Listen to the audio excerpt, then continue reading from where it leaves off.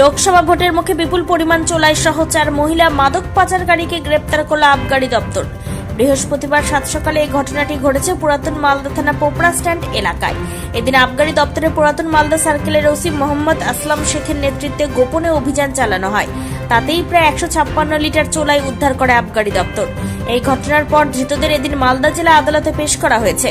আবগারি দপ্তর সূত্রে জানা গিয়েছে, ধৃত 4 মহিলার নাম মিনতি সোরেন, শান্তি হেমব্রম, হোপানময় বাস্কে এবং সাধনা হেমব্রম।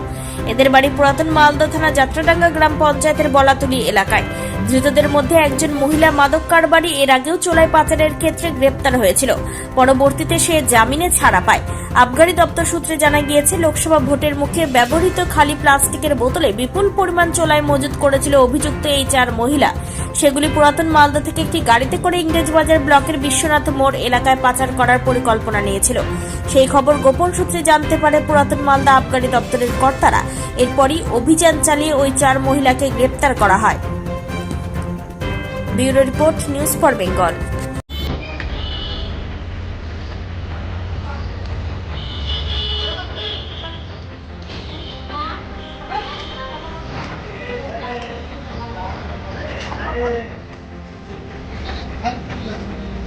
আগে যা তো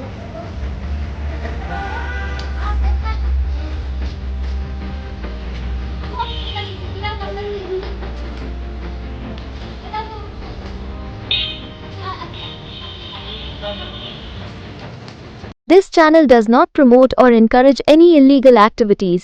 All contents provided by this channel is meant for educational purpose only.